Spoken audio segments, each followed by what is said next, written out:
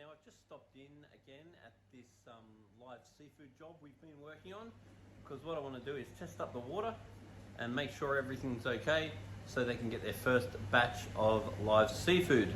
The idea is to get a very small batch at a time to grow the good bacteria in the filter to keep the system alive. If we go putting too much in, which Chinese restaurants love to do, then they'll be overpopulated, end up with ammonia and dead fish. Now it's very common that people will put timers on their lights, particularly for commercial situations. This is a very, very good idea because reducing lighting time can reduce algae, and it's very easy in commercial systems to forget to turn the lights on and off. But in this case, I'm just overriding the lights because normally the lights would be off at this stage. So the way you do that is you just switch this little button at the top, and that turns the lights on or off by overriding the timer. So this thing here is an RO filter, which is being used to filter the tap water that's going into this system. And it's really important that you replace the cartridges on this RO system regularly. Otherwise a dirty RO system is pretty much useless. So we'll have to get that replaced very soon. It's very due. My job, working in and out of various tanks, in and out of the van, having this JBL test case has been a real godsend, because typically I would have a normal test kit and keeping it all together was just always an issue. Whereas with this one, it looks all very professional and everything's got a space. So I've found this has been really great for me, because once I run out of an item, I'll just take it out and leave it in my bucket. That way when I get back to the shop, I see that's empty and I replace it. Because with these, though they might cost a couple $100 to buy the actual case, the case is really, really worth it just for keeping me organized and also making me look organized. And also I do the tests over this, because often I work on very good quality bench tops, and getting a dribble of that on the bench top is enough to often wreck the bench top, which is something I don't want to be a part of. So having this is a very secure way of managing my mess, and also stopping me from losing stuff, and also allowing me to keep everything up to date, because it's so easy to get back to the shop and forget that you've run out of a particular solution, and then you go to the next job, you don't have that solution, so therefore you're not effective. So for me, this JBL test case has really been a very good idea. It's a nice reliable test, it's very easy to test, and it makes me be more organized, and most of all, makes me look more organized. So with these JBL kits, they're available as the actual pack, which is the best way to buy it. You can also buy each test kit individual, but the thing that I like about the JBL the most is that it's absolutely the cheapest when you just buy the replacement that you need, because quite often I'll run out of this test and I won't have that test, so I can just buy the replacement ones instead of having to buy a whole kit again. The replacement refills make this kit a much, much cheaper option for long-term use, even though it might be more expensive to actually buy. Well worth it. First, I'm just going to go and do ammonia tests. And doing ammonia tests with these JBL kits is very, very easy. So all we're going to do is put 5 mils of water, and then we're just going to put in 4 drops of solution 1. So it says 4. Number 1. Give it. Number 2. You give each one a shake before we use it. Number 2. 4 drops. And then number 3. Give that a shake before we use it. 5 drops. So I've done that in here. Give this a little bit of a shake. And then what I need to do is compare the test to the color chart, because this is a colorimetric test. So after 10 minutes, I'm just going to look at the color, and it's most accurately to do this.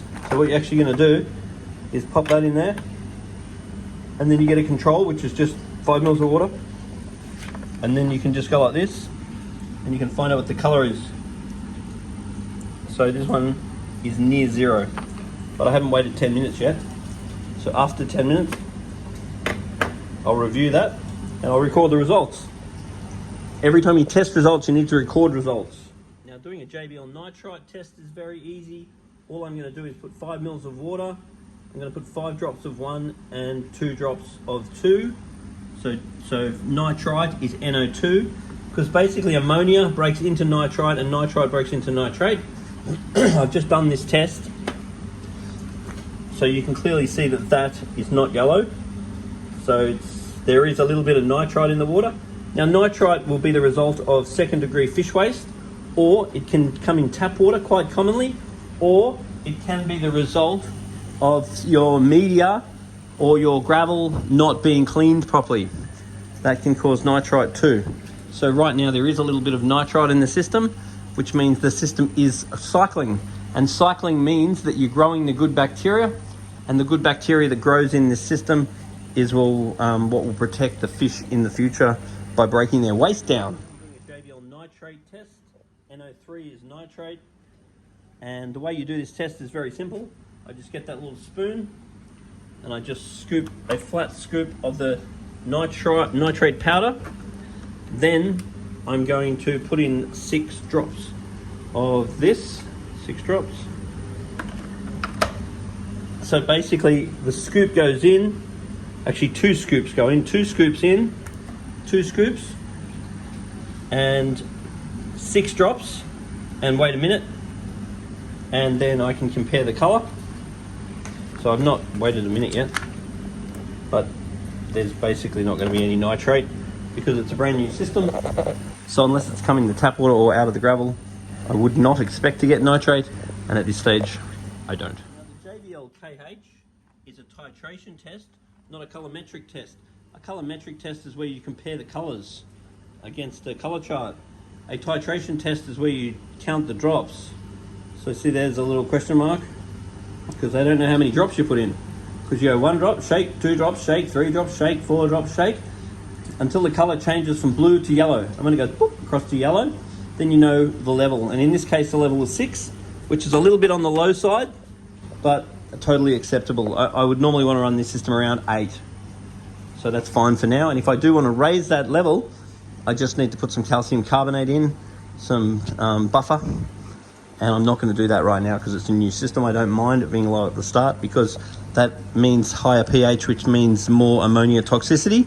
So it's better to have a little bit low for now, till the system's stable. Now, the most well-known, the salt and pepper of the spices in the testing industry is pH. Everyone knows about pH acidity.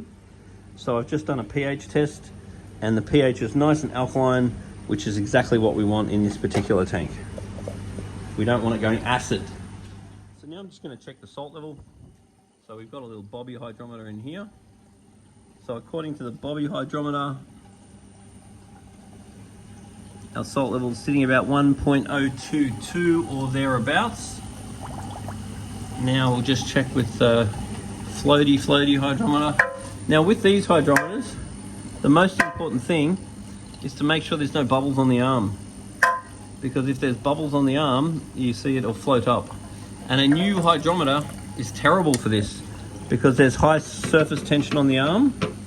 So that means that the at the start they tend to be very inaccurate because of the bubbles. So once you tap the bubbles off, then you'll get an accurate reading. Okay, so that's saying about 0.023, a little bit higher than 0.023, and that one's saying about 0.022, 0.023 as well. So that's fine. Because there is actually going to be invertebrates in here, I want to raise that a little bit higher. So what I'm actually going to do is I'm going to grab some salt. I'm going to put some extra salt in this system because for invertebrates I want it to be at the top of the green, and at the moment it's sort of to the middle to the top. So that's totally acceptable, but just to be right, I'm just going to add a little bit more salt into this system because that one and that one work with that sump. And the temperature on this system is currently 12.8, and it's a double glazed tank for cold water seafood. So that's where the temperature's at, and I'll just have to double check and find out exactly what they want it at, but that's what it's at. So now I'm just going to raise this salinity up. And the way I do that is just tip some good old salt in. Then you wait a few hours. Then you check it again.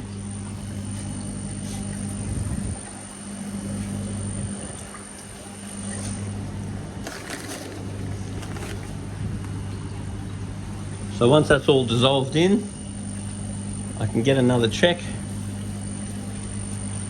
Just try and bump that salt up a tiny bit more. So here I'm just checking on the skimmers. As you can see from this skimmer, the froth level is right down the bottom and it's white. So that's totally fine, because if the froth down the bottom started turning yellow, we need the froth to come out.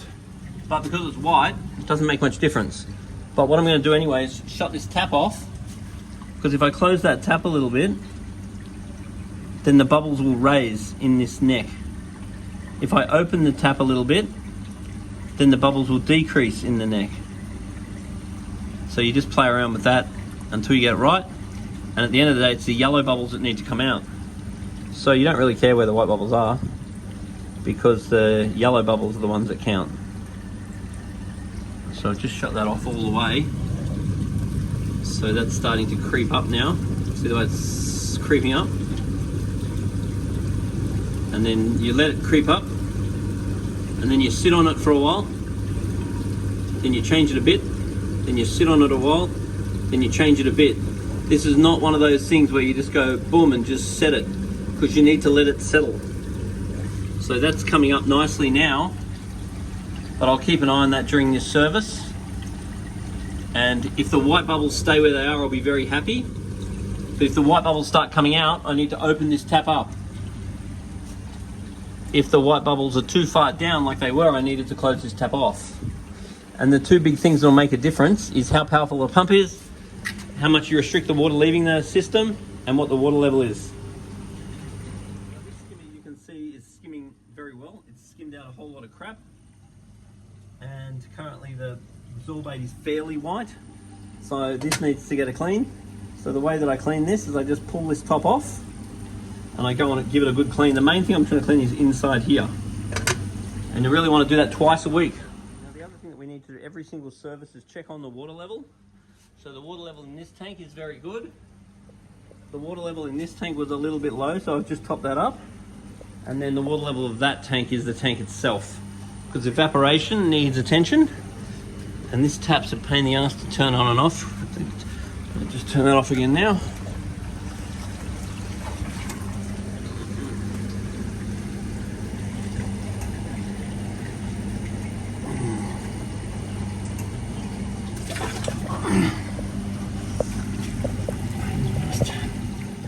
Adjust the sump level.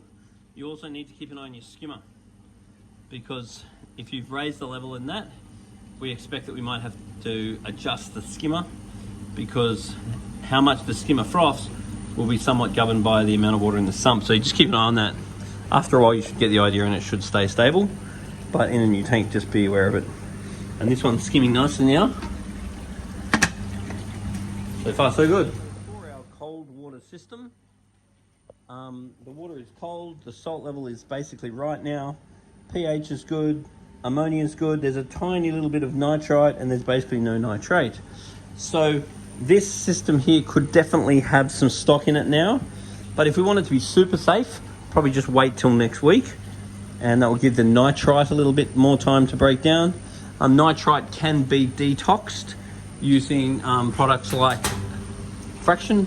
That's a way of detoxing the nitrite if you actually get it. Or just be patient, because good bacteria grows, and there are various bacteria products you can add as well that speed this process up. Now in regards to this system here, the water is alkaline.